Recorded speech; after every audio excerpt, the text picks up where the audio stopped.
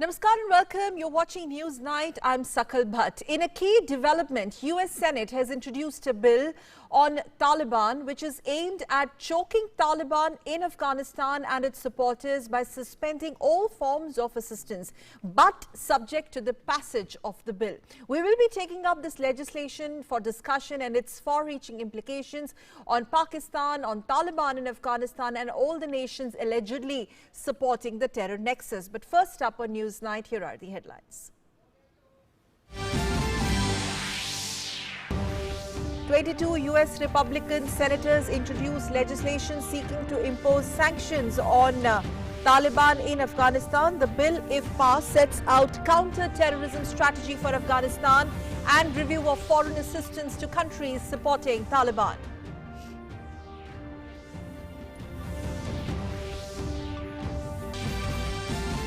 Back home, Congress's internal rumblings refused to subside after Ghulam, Nabi, Azad and couple Sybil, old guard Natwar Singh raises serious questions over top leadership, holds 3 people responsible for current turmoil. Meanwhile, Captain Amrindra Singh adds insult to the injury, signals end of his association with Congress party. Supreme Court allows Centre to file plea for hearing against farmer organizations. Apex Court expresses resentment over the manner farmer protests are being held, says find solutions through debate and discussions in Parliament, judicial forums and not by blocking roads and highways. In other big story, Prime Minister Narendra Modi lays foundation stone for 4 medical colleges in Rajasthan, says new national health policy has transformed the health sector of the country. 170 new medical colleges being set up in the last 7 years.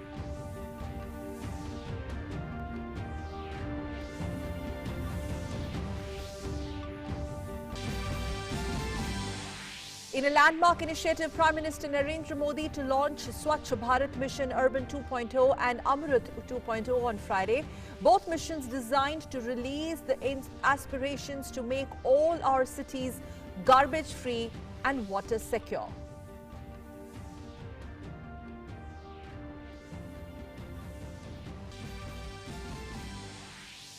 Centre cautions against letting the guard down in the festive season ahead, stresses on following all COVID-appropriate behaviour. India continues with its impressive vaccination drive, more than 88 crore jabs administered so far.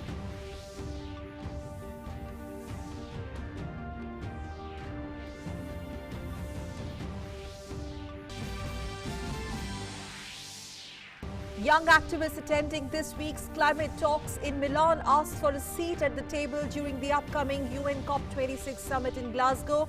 US climate envoy John Kerry stresses that upcoming summit must produce a new level of transparency and accountability, says more needs to happen to address the climate crisis. At least 116 people killed, including number of beheadings during clashes in the most deadly act of violence ever reported in Ecuador's prison system. Scores of inmates injured. President Guillermo Lasso promises to send additional security forces and free up funds to avoid a repeat. And first World Fair to be held in Middle East, Expo 2020 Dubai to open its doors to exhibitors from almost 200 countries. On 1st of October, the Expo is an exhibition of culture, technology, architecture being held under the banner Connecting Minds and Creating the Future.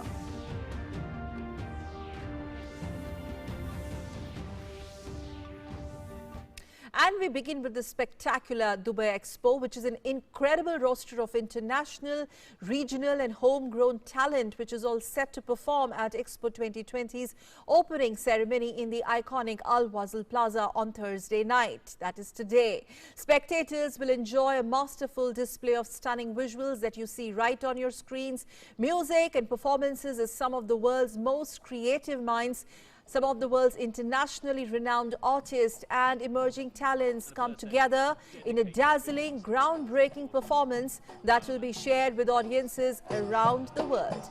And drawing inspiration directly from Expo's theme of connecting minds, creating the future, the opening ceremony will take spectators on an incredible journey across its sub-themes of opportunity, mobility and sustainability, showcasing the deep-rooted values of the UAE and the vision and purpose of the Expo while welcoming the mega event's 192 participating countries in spectacular fashion. In fact, running from 1st of October 2021 to 31st of March 2022, Expo 2020 will feature the best of art, the best of music, the best of architecture, technology and culture from around the world. And also from an adrenaline-boosting sporting program to the jaw-dropping outdoor nighttime light festival kaleidoscope to gathering the world's brightest minds for the program for people and planet, there is something for visitors of all ages and interests. And one visit will not be enough. The largest event to be held in MEASA region, that is the Middle East region, Expo 2020, will enable millions and millions of people to experience the world in one place, explore new frontiers in one place, and also embrace opportunities for tomorrow, all under one roof. These are live visuals from Dubai. Union Minister Piyush Goyal will be inaugurating India Pavilion at Expo 2020 Dubai, which begins on October 1st. The Indian Pavilion at the Expo is expected to stand out, featuring kinetic facade that is made up of 600 individual colorful blocks. Over 190 countries from across the world are all pepped up to participate in the Expo, which would continue till the end of March next year. Here's a report.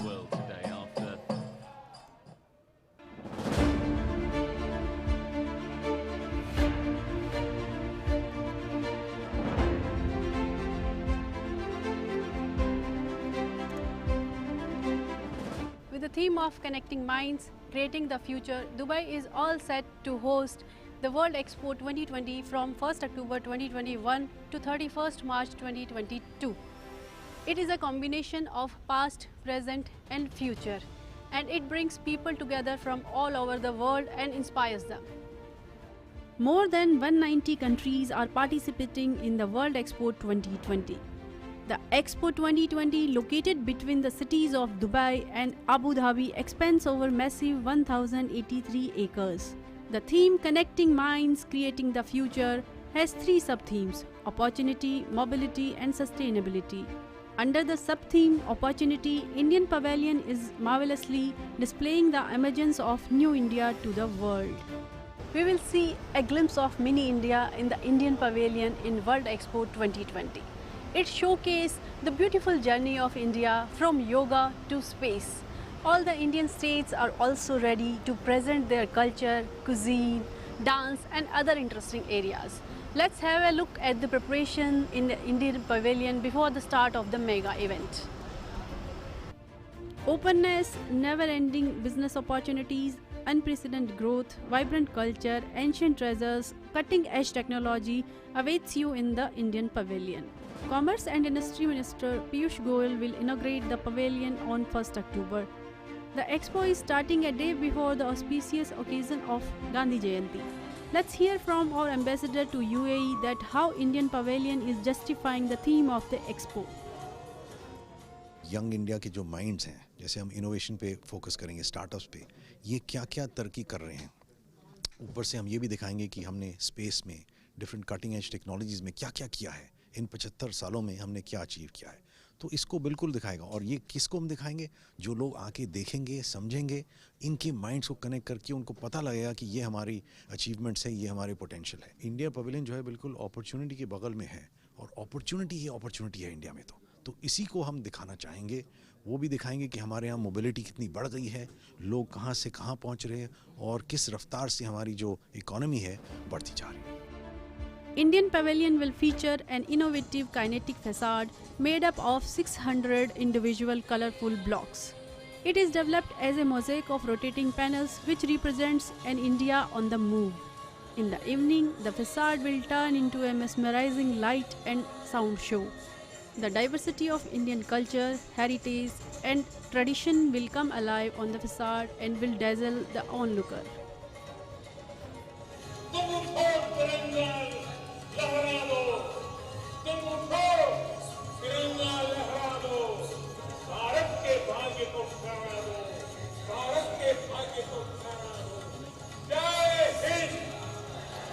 Adjoining the imposing pavilion is the plaza, which uses Dholpur stone from Rajasthan and has a spinning wheel chakra mounted on the roof. The Federation of Indian Chambers of Commerce and Industry will supervise the Indian Pavilion. Let's hear from the FICCI Secretary General Shri Dilip Chenoy about the main attractions of the Indian Pavilion. Mini Bharat अगर आप देखें तो जो states के floor में है तो 26 हफ्ते हैं। 26 हफ्ते में हमारा ये है कि 19 से 20 स्टेट्स आएंगे क्योंकि कई स्टेट्स 2 हफ्ते के लिए हैं और जो 8 स्टेट्स वो इकट्ठा आ रहे हैं, नॉर्थ ईस्ट के स्टेट्स आ रहे हैं, तो सेकेंड फ्लोर में वो देखेंगे। जो अनेक स्कीम्स हैं गवर्नमेंट की, make in India, startup India, stand up India, skill India, जो है स्वच्छ भारत अभियान वगैरह, सारे के ऊपर एक तरीके से उनका भी इंफॉर्मेशन दिया गया है और काफ़ी इंटरैक्टिव है ये। तो पूरे पवेलियन में हम जो देश में अलग अलग कोने में अलग अलग सेक्टर्स में जो भी कुछ अपॉर्चुनिटी है, जो ग्रोथ के अवसर हैं, जो ओपननेस है, उसको इस पवेलियन के द्वारा प्रोजेक्ट करने वाले। Expo Dubai is a tremendous opportunity for India and UAE to cement the already flourishing ties further. Can't wait to see the start of an exciting journey of 6 months of World Expo 2020. In the year of Azadi Ka Amrit Mahotsav, Indian Pavilion is showcasing the picture of New India. Fasten your seatbelts for the mega event. We'll keep you updated. Keep watching DD India. Namaskar. And we are cutting live to these spectacular visuals coming from Dubai. And as we stay with this, my colleague Tapas, who is right there as we speak, joins us live. Tapas, well, looking at this, first of all, we really envy you. Secondly, it just can't get bigger than this. Let us go through what all you can see in here, and especially India Pavilion at Expo 2020, which of course will be inaugurated by Union Minister Piyush Goyal tomorrow.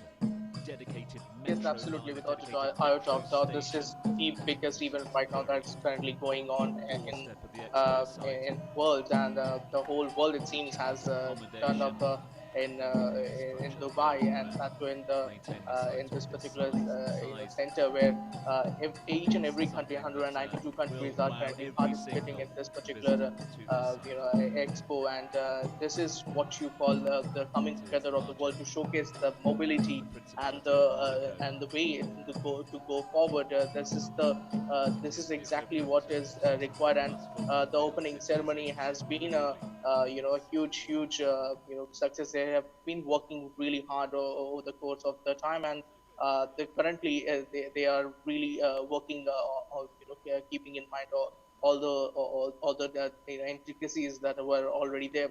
Now, talking about this particular this particular expo, it is, as I said, it's a forward-looking one, and where the world over people, world over companies, the states, they all come together to find a solution for sustainability, to find a solution for mobility, to find a solution for going ahead in the future, not just let's say for the first 3-4 years, but for the next decade or so. And keeping in mind India's role, and especially India's pavilion, which will be thrown open to public, which will be inaugurated by Union Minister Piyush Goyal tomorrow at evening around 6 o'clock. We expect that to be another huge crowd puller, because of the fact that India has caught the imagination of the public, especially in this Indian pavilion. And the way they see it is that the way Indian pavilion has been branched out, it has been portrayed. It showcases the fact that India, this is a new India, and where you can come forward and invest in the country. You can come forward and make it an innovative hub. This is the new India that the Prime Minister Narendra Modi has been talking about, and keeping in mind the vision that he has envisioned for the country. This particular India Pavilion is expected to be a major. People will love to come here and see the progress the country has made over the course of 75 years. All right, Tapash, as of now, thank you so much for joining us live from Dubai on with those details on Dubai Expo. Thank you. And let's now move on to the lead story. More than 20 Senate Republicans have introduced a legislation titled Afghanistan Counter-Terrorism, Oversight and Accountability Act, which is aimed at tackling the situation in the wake of US withdrawal from the war-torn country. Now, this legislation titled Counter-Terror, Oversight and Accountability Act bill, if passed, will empower the Secretary of the State to suspend all forms of foreign assistance to all those countries or organizations which are found providing any form of material support to Taliban in Afghanistan. And this bill seeks sanctions on not only Afghanistan's Taliban and also on the foreign governments that support this outfit.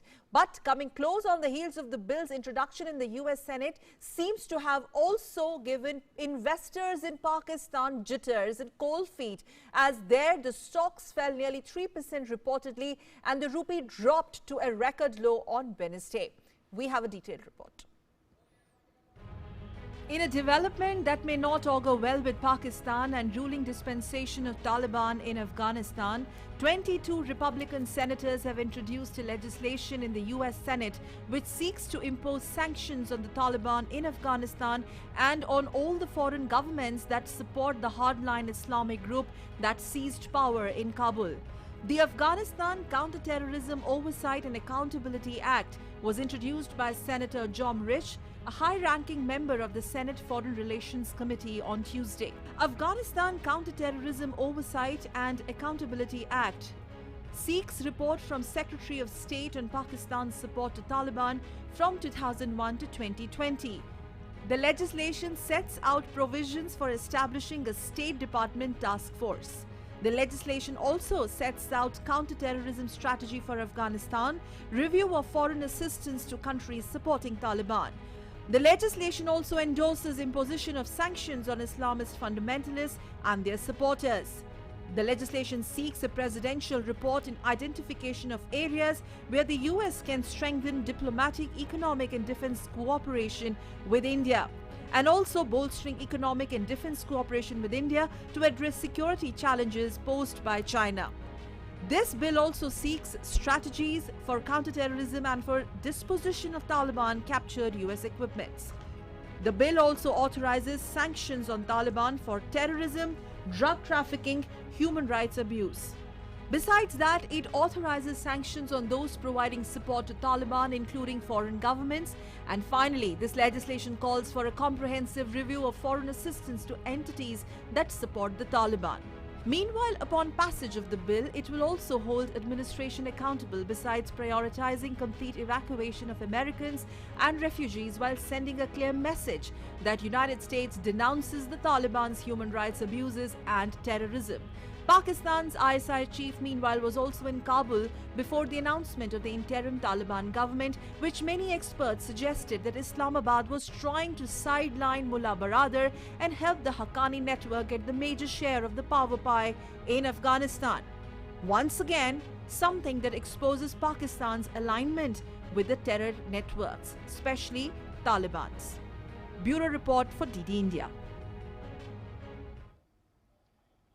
And Pakistan is home to at least 12 terror outfits. This as per the Congressional Research Service report on terror, which was released recently. Now, let's take a look at the report. The report has actually categorized these terror groups into 5 categories. These are globally oriented terror groups, Afghanistan oriented terror groups, India and Kashmir oriented terror groups, domestically oriented terror groups, and sectarian oriented terror groups. And the Congressional Research Report also says that Pakistan is home to at least 12 groups designated as foreign terror organizations, out of which 5 of them are called, or perhaps 5 of them being India-centric. And which are these groups? These groups are Lashkar and Jaish-e-Mohammed, according to the Congressional Research Report.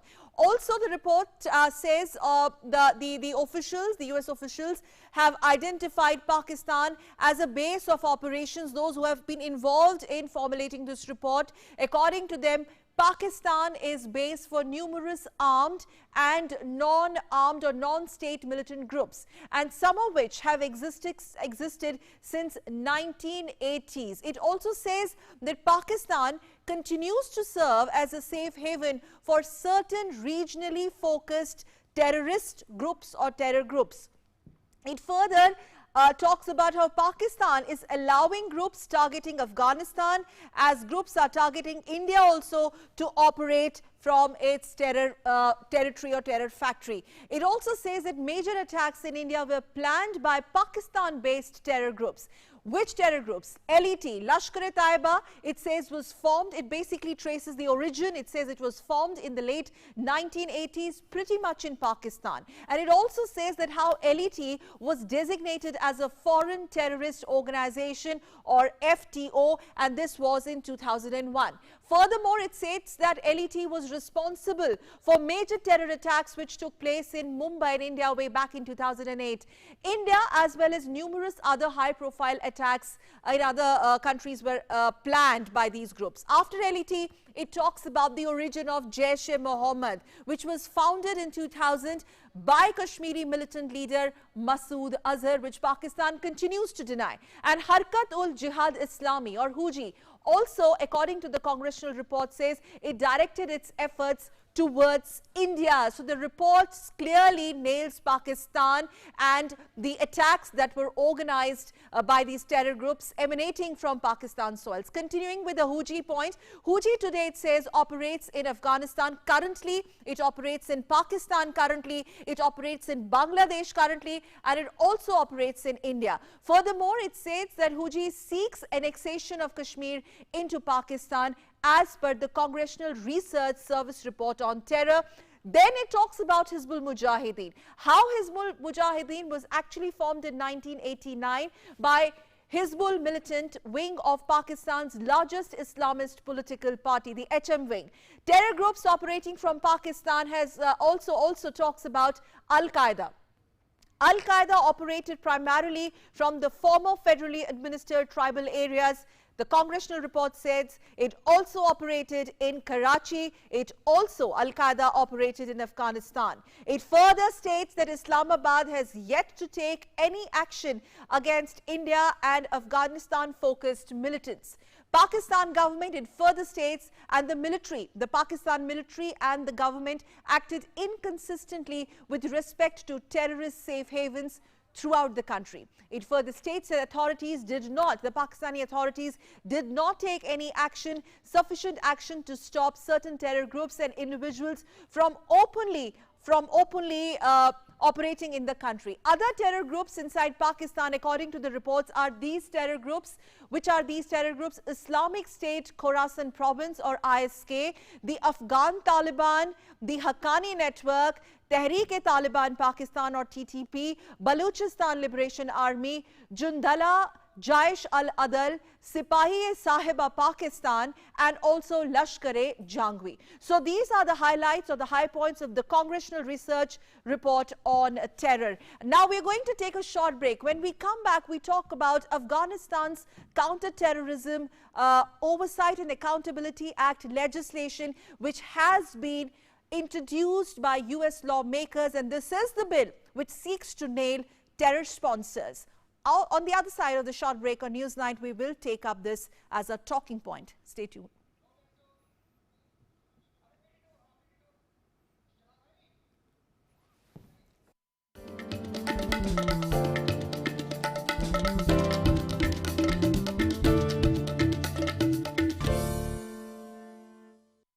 Namaste India. Namaste land. Marhaban ila al-Hind. Zari India. Salam India. Namaste India. Namaskar Bharata.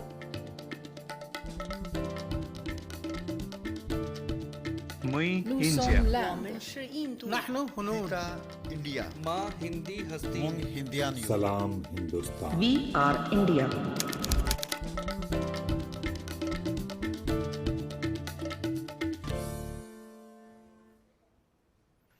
Thanks for staying with us on DD India. You're watching News Night. Afghanistan Counter-Terrorism Oversight and Accountability Act. This is the bill or legislation introduced by at least 20 senators in the US Parliament. All this to nail terror sponsors. Is Pakistan going to again deny this, or will it add to Pakistan's isolation finally to not only Taliban but terror groups emanating from its own soil? And to discuss this, we are joined by, on the show, Ambassador Raghavan, TCA Raghavan, a former Indian High Commissioner to Pakistan, and very, very glad also to have Major General Dhruv Katoch, Director, India Foundation.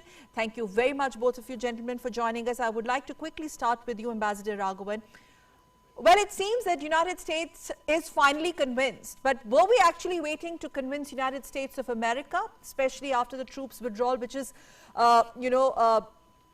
garnered a lot of criticism for Biden administration? But is this not proof enough? And by the way, sir, we also had the confession by the terrorists captured live by the Indian Army, which actually gave away the entire plot.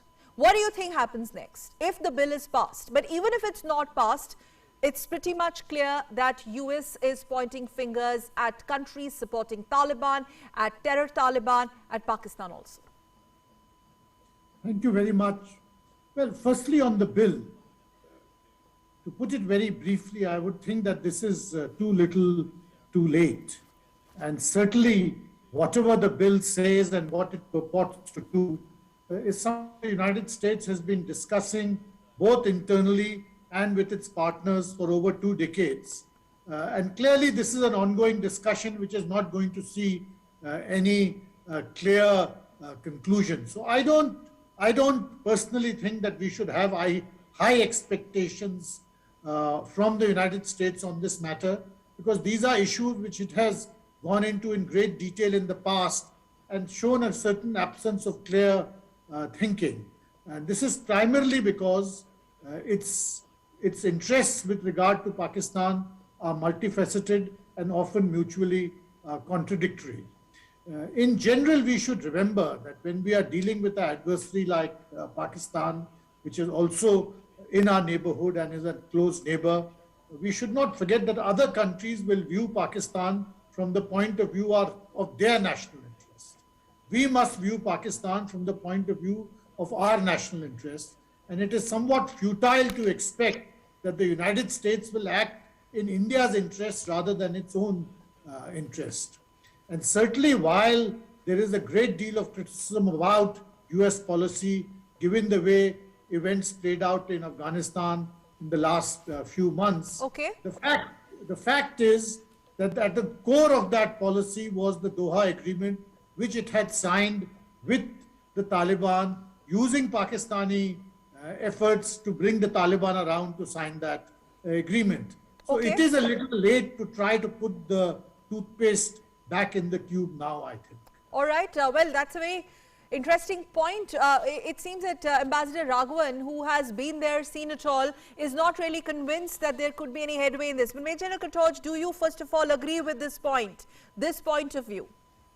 Or disagree? You can come up with your reasons, please. Yes, thank you so much. Yeah, you see, Mr. Raghavan has got a point of view, but I have a different point of view. Okay. You see, I'll tell you where, in my view, the difference has come in. I think American interests in Afghanistan now are no longer what they used to be earlier. Earlier, because they were looking into stabilizing the region and they required their logistic bases coming in through Pakistan. That is why there was a duality of interest. Now that the American troops have withdrawn, I think the concerns in Washington are different now. This is one. Number two, as far as the Americans are concerned, there is a deep sense of hurt as to what happened in the last few days of August, and where they lost their, the Marines are very special forces, and you lose more than a dozen of them to one bomb attack just when you're withdrawing. It doesn't really give any sense of confidence to the American public, and the American president, Mr. Joe Biden, is being squarely blamed for that. So there is in the United States, the public opinion is building up to take action. This is one. Number two, the Afghans, the Taliban, which is in power in Afghanistan now, they have actually reneged on the Doha agreement, which was signed on the 29th of February last year. So I think, in my view, this bill is, well, it may be passed, it may not be passed, time will tell. But I have a feeling that it will be passed, and it is going to have a very salutary effect in making the Taliban change their behavior. So you're saying that it won't be a damp squib, in a sense that it's going to make some ripples somewhere, because well, there are reports suggesting, Major General Katoch, that immediately the ramifications were seen at the Karachi Stock Exchange. The stocks fell.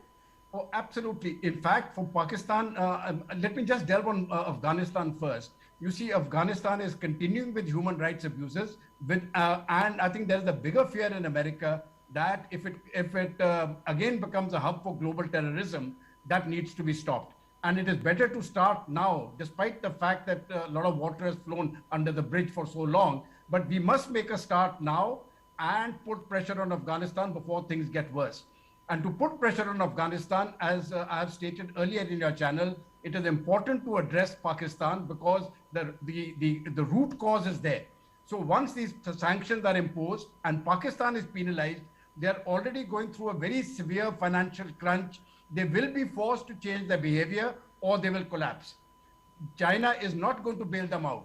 So I think this is going to be very interesting the way it plays out. I think, in my personal view, it is going to be very effective.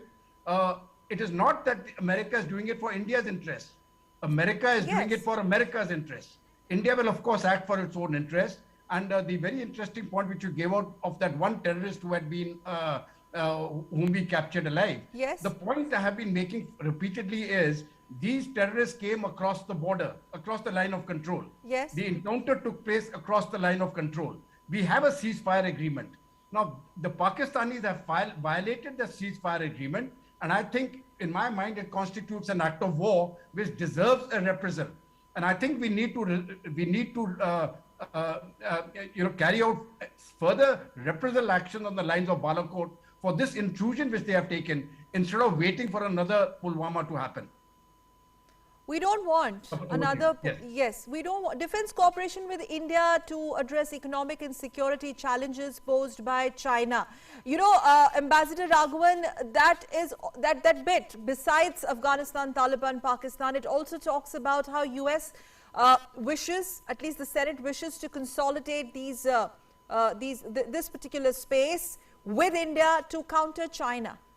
How do you view that? And also, by the way, the congressional report has specific mentions of the terror attacks that were planned by these terror outfits in India as well. Well, in my view, firstly, on the United States, it is important that we develop a relationship with the United States and consolidate our relationship with the United States without hyphenating it with any other country, whether it is Pakistan or whether it is China. Because our relationship with the United States has numerous dimensions and has a depth and a vitality which is important in itself. So I think we shouldn't necessarily view United States-India relations through the prism of China or through the prism of Afghanistan, or for that matter, the prism of Afghanistan. I think it is essential where our foreign policy is concerned that we stand and view it from our own perspective rather than bring in third country elements. From time to time, for tactical reasons, it is important that we also use or leverage United States and other relationships in our dealings with these other countries. But nevertheless, the basic premise of India-US relations is that it should stand on its own. Secondly, on the question of terrorism with Pakistan, this is not a new issue. This is an issue which we have been dealing with, and in my mind, given the realities which exist in Pakistan today and have existed for some time, we have been dealing with quite effectively.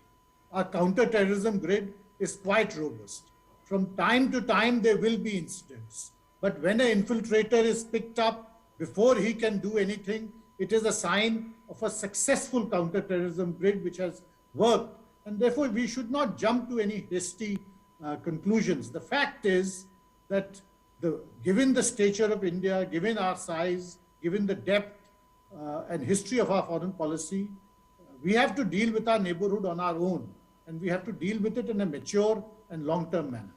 It's already started creating not only ripples but drawing reactions from Pakistan's ruling dispensation and the opposition as well. I just have one reaction here. Sherry Rahman, she says that the US bill directly targets Pakistan.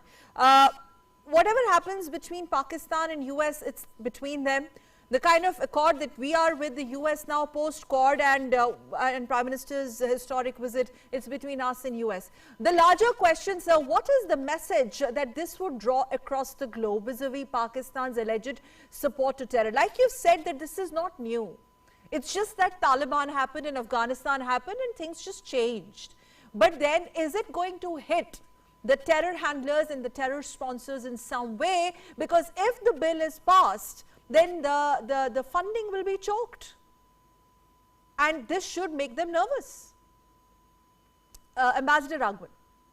Well, in my view, we have to also deal with realities. The fact is that Pakistan's economic situation has been in a steady state for a very long period of time. But that does not mean necessarily that Pakistan is going to collapse. Certainly, the international isolation which it has faced, and more than the international isolation, the kind of impact its policies have led to the economic investment climate in Pakistan has had very bad consequences. And the most obvious indication of that is the decline in the value of the Pakistani rupee. But that does not mean that a set of external factors is suddenly going to choke off Pakistan and lead to its implosion or its collapse. I think that is an unrealistic assessment, and it is not going to happen. As I said, we have to deal with Pakistan as a country with which we have an adversarial relationship, but it is also the 5th or 6th largest country in the world. It has nuclear weapons, and it is not going to go away quickly anywhere only because of some actions which other countries, which may be 1 or 2 oceans away, are going to take. We have to deal with Pakistan on our own, and we should have a long-term set of policies for doing that. Okay, point taken. Major General, what's your take? You see, I agree with Mr. Raghavan when he says that we should not hyphenate our policies, because that has been the policy of the Modi government since the last 7 years. We have ceased to hyphenate our policies across the globe. So even when we are talking about Israel and the Palestine issue, we have de-hyphenated it. And I think that is the correct policy, and we are dealing with each country on its merit. But on the other points, I have a different opinion. You see, the question is, you may have a very good security grid, but simply because we are catching the terrorists doesn't mean terrorism isn't happening. Where is the deterrence? Yes. The deterrence, we cannot be reactive every time. And once we are trying to, give a policy, okay, if we catch them and nothing has happened, things are fine. No, I'm afraid things are not fine. What happens if another blast had taken place and 20 people had been killed? Then suddenly it is unfine. There has to be a deterrence, and unless we impose that deterrence now, they will continue with that behavior. The other point is, as far as the economy is concerned, obviously India has to deal with Pakistan on its own merits. But the question is, when the whole India's foreign policy has been very effective in isolating Pakistan, both as far as the political from the political aspects as well as the diplomatic aspects. Militarily, we have actually contained them very well. But the point still remains: it is a terror state, and terrorism survives on finances. So we have to impose financial costs, and India can do that at its own level. I'm not saying that we link a policy to the Americans, but if Americans are doing something well, I'll support those policies, unless punitive damages are imposed on both Pakistan and Afghanistan. They are not going to change their behavior. Let us not get threatened by the nukes. Pakistan has been, carrying out nuclear blackmail for a very long time. My point is, enough is enough. We will not get blackmailed anymore. They have nukes, so do we. So please leave the nukes out, leave the blackmail out. We will deal with this country. If it continues with terror, I think we need to hit them hard where it hurts them most. Yes. And their over-dependence on their fair weather friend China, which continues to grapple with the electricity woes now, the power outages. Thank you very much, both of you, Ambassador Raghavan and Major General Kaur. Such a pleasure and honor to have both of you on the show on Newsnight tonight with us. Thank you for joining us. And now let's move on and talk about the turmoil in Punjab Congress, something which seems there is no end to it. It continues, and days after he stepped down as Punjab Congress Chief, Navjot Singh Sidhu on Thursday met Chief Minister Charanjit Singh Channi for talks at the Punjab Bhavan in Chandigarh. And ahead of the meeting, Sidhu had said that he was open to any discussions. And meanwhile, former Punjab Chief Minister Captain Amrindra Singh, who is also in news these days, said he actually laid all the rumours to rest, confirming that he will not be joining BJP, but he will be leaving the Congress. He also, remember, Amrindra Singh was forced to step down as the Chief Minister earlier this month. He said that he will not be treated in this manner anymore. Here's the report. Congress party दुनिया की एक महान democratic party थी। महात्मा गांधी ने इसको आगे बढ़ाया, Jawaharlal Nehru, Motilal Nehru, CR दास, राजा गोपाल, सरदार पटेल, राजेंद्र प्रसाद, अब कहाँ पहुँच गए। ना वर्किंग कमेटी की मीटिंग होती है, ना AICC की मीटिंग होती है। ये तीन लोग बैठे हैं, उनमें से एक है जिनके पास तो कोई पद भी नहीं है, श्री राहुल गांधी साहब के। He is calling the shots. अब फैसला किया अमरिंदर सिंह को हटाने का इन दोनों ने किया। अमरिंदर सिंह ने कहा कि इसको मत बनाइए क्योंकि ये स्टेबल इंसान नहीं है। बनाया बिकॉज वो प्रियंका ने कहा कि बनाना चाहिए इसको, बिल्कुल सोनिया ने कुछ नहीं कहा। अब उसने he has kicked them in the teeth. जाइए, मैं तो इस्तीफा दे रहा हूँ, और जाके पटियाला में बैठ गया। Congress veteran and once considered close to the Gandhi family, Kunwar Natwar Singh has come down hard on the party leadership over the current crisis triggered by a series of dramatic events in Punjab. Though considered close to Amrindra Singh due to family ties with him, Natwar Singh's outburst add to the rising tone and tenor of many old Congress leaders against the current state of the party. The man who has brought unnecessary controversy to the party, Navjot Singh Sidhu, met Punjab CM Charanjit Singh Channi to sort out the differences. Though party leadership has not bothered to offer any statement regarding this, as the elections are due next year, state leaders are a worried lot. ठीक ठाक तो बिल्कुल नहीं है।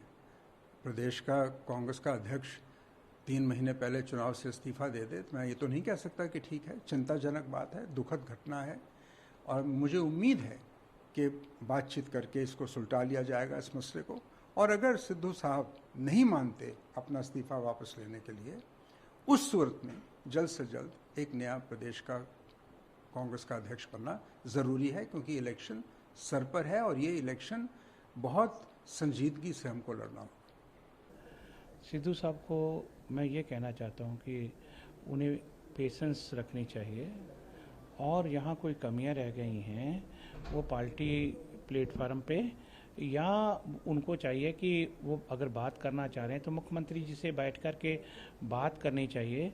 और मुझे लगता है कि सिद्धू साहब ने जितनी जल्दबाजी से काम लिया है, उन्हें अपने फैसले पे दोबारा विचार करना चाहिए, और कोई भी ऐसी चीज़ नहीं करनी चाहिए जिससे पार्टी का नुकसान हो और जिससे पंजाब के लोग जो है वो मजाक समझें। Meanwhile, former Punjab Chief Minister Amrindra Singh is meeting prominent persons in the NDA government. After meeting Home Minister Amit Shah, he met NSA Ajit Doval on Thursday. Though he has ruled out joining the BJP in near future, he has made clear that staying with the Congress is not an option anymore. I am not going to remain in the Congress. Number two, I am not joining the BJP. Sidhu is not the right man for Punjab. And अगर वो लड़ेगा, जहाँ से भी लड़ेगा, मैं उसको नहीं जीतने दूँगा। Punjab Congress is facing its worst crisis in decades. It had so far relied on the aura and face of tall leaders, including Captain Amrindra Singh, to offer a forceful and viable option to the Akalis in Punjab. Now suddenly, after the current fiasco, the party seems like a rudderless boat. A tall leader has openly stated his plans to leave the ship, while the other leaders, whom the High Command gave the reins, has thrown state unit in deeper crisis over the issue of official appointments. Bureau Report, DD India. In other news, Prime Minister Narendra Modi inaugurated Institute of Petrochemicals Technology in Jaipur through video conferencing on Thursday. Prime Minister laid the foundation stone for 4 new medical colleges in Banswara, Sirohi, Hanumangarh and Dausa districts of Rajasthan. Here's a report. Prime Minister Narendra Modi inaugurated the Institute of Petrochemicals Technology, Jaipur, through video conference on Thursday. He also laid the foundation stone for 4 new medical colleges in the Banswara, Sirohi, Hanumangarh and Dausa districts of Rajasthan. He congratulated the people of Rajasthan for the 4 new medical colleges and SIPET Institute. देश के स्वास्थ्य sector को transform करने के लिए हमने एक राष्ट्रीय अप्रोच, एक नई राष्ट्रीय स्वास्थ्य नीति पर काम किया। स्वच्छ भारत अभियान से लेकर आयुष्मान भारत और अब आयुष्मान भारत डिजिटल मिशन तक, ऐसे अनेक प्रयास इसी का हिस्सा है। The Prime Minister said that since 2014, 23 medical colleges have been approved by the central government for Rajasthan and 7 medical colleges have already become operational. He said it is important that medical colleges or even super speciality hospitals should spread their network rapidly to every nook and corner of the country. He said today we can say with satisfaction that India is moving beyond 6 aims to a strong network of more than 22 aims.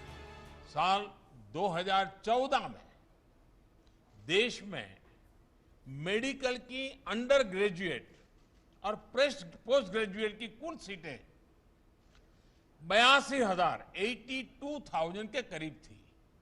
आज इनकी संख्या बढ़कर 1,40,000 seat तक पहुंच रही है। यानी आज ज्यादा नौजवानों को डॉक्टर बनने का मौका मिल रहा है। The Prime Minister said that a high level of skill will not only strengthen India but will also play a major role in achieving the resolve of self-reliant India. Skilled manpower is the need of the hour for one of the fastest growing industries like the petrochemical industry. He said that the new Institute of Petrochemical Technology will connect the lakhs of youth with new possibilities. आजादी के इस अमृत काल में उच्च स्तर का कौशल न सिर्फ भारत की ताकत बढ़ाएगा बल्कि आत्मनिर्भर भारत के संकल्प को सिद्ध करने में भी बड़ी भूमिका निभाएगा। The Prime Minister said the biggest pandemic of 100 years has taught a lesson to the health sector of the world. Every country is engaged in dealing with this crisis in its way. India has resolved to increase its strength, self-reliance in this disaster. Bureau Report, DD India. And now let's take a quick look at the update on COVID-19 from across the country, the situation as of now. With the administration of over 58 lakh vaccine doses in the last 24 hours, India's COVID-19 vaccination coverage has reached nearly 89 crores by Thursday evening. Now, 88.90 crore vaccine doses have been administered so far under nationwide vaccination drive. 23,529 new cases were recorded in the last 24 hours. Active cases account for less than 1% of the total cases, currently at 0.82%, the lowest since March 2020. India's active caseload stands at 2,77,020, the lowest in 195 days. Recovery rate currently stands at 97.85%, highest since March 2020. 28,718 recoveries reported in the last 24 hours. Total recoveries have risen to 3,30,14,898. 56.89 crore total tests have been conducted so far. Meanwhile, the Health Ministry has informed that 69% of the country's adult population has received at least one dose of COVID-19 vaccination and 25% have taken both doses. Centre has also warned that increased population density raises chances of COVID-19 spread and it will be prudent to avoid non-essential travel and observe upcoming festivities at low-key. त्योहार के अवसर पर भीड़ भाड़ होने की संभावना है, इसलिए हम फिर से अनुरोध कर रहे हैं आपके माध्यम से कि भीड़ भाड़ से बचना चाहिए, 2 गज की दूरी बना के रखनी चाहिए और मास्क को प्रॉपरली पहनना चाहिए।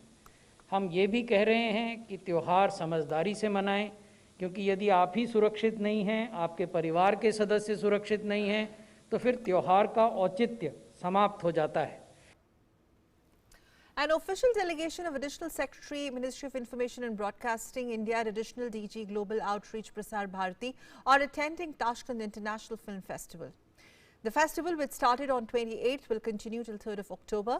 During a meeting held yesterday, discussions were held with the representatives of National Television and Radio Company of Uzbekistan for partnership in areas of broadcasting and sharing of content on each other's platforms. There's a large demand for Indian cinema, music and dance in Uzbekistan, notably. Meanwhile, Information and Broadcasting Minister Anurag Thakur today addressed the 4th annual summit of the US-India Strategic Partnership Forum. Speaking at the summit in virtual mode, the minister said that Centre is committed to make India the content subcontinent of the world, adding that INB Ministry is supporting the new generation of content creators. Our ministry is supporting the generation of creative content to facilitate ease of doing business, building capacity through skill development, and creating the last mile market, whether it is through the National Film Development Corporation or the film division, or whether it is the promotion of the creative content through the participation in the international film festivals abroad, and also our very own promotion of content through holding the film festival in India, which is the International Film Festival of India, as well as the BRICS Film Festival. Modi government is determined to make India the content subcontinent of the world. And we are already doing world-class post-production for films around the world. We already have the film facilitation office, and the film and the entertainment industry has a huge employment opportunities here in India. And for the global players also, it could be very competitive, and it could be technology driven also. All right, and let's quickly take you back once again live to Dubai and get to the spectacular visuals from Dubai Expo 2020's opening ceremony in the iconic Al Ghazal Plaza. It's an incredible roster of international, regional and homegrown talent which is performing as we speak. At the Expo's 2020 opening ceremony, the India Pavilion will be inaugurated by Union Minister Piyush Goyal tomorrow. Masterful display of stunning visuals, music performances, some of the world's most creative minds put together, some of the world's most internationally renowned artists and emerging talents all under one roof in a dazzling, groundbreaking performance taking place right now in Dubai, cutting live visuals on your channel DD India. These visuals beamed across the world, audiences around the world rather. In fact, drawing inspiration directly from Expo's theme that is connecting minds, creating future. This is the opening ceremony, which is actually taking spectators to an incredible journey across its sub-themes. And the sub-themes include opportunity, mobility and sustainability, something that is showcasing the deep-rooted values of UAE.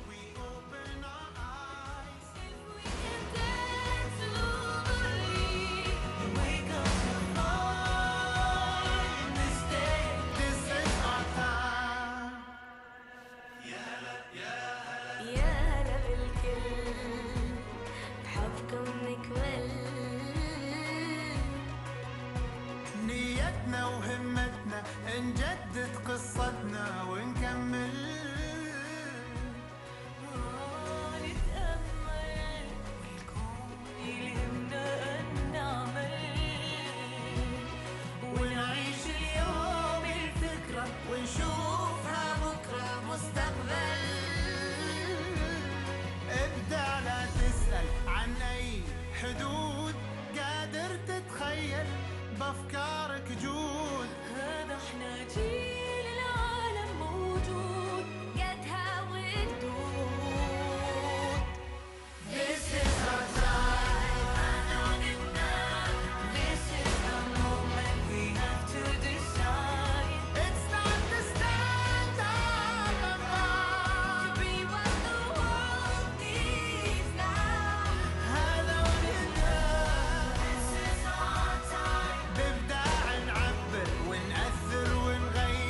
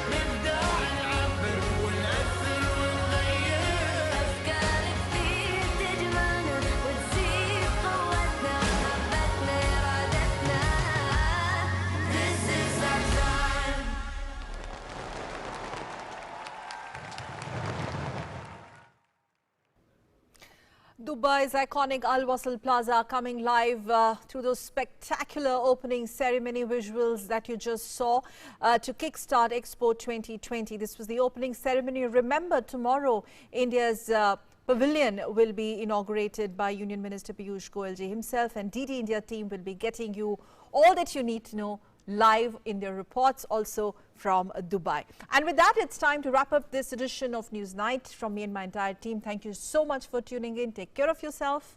Good night and namaskar.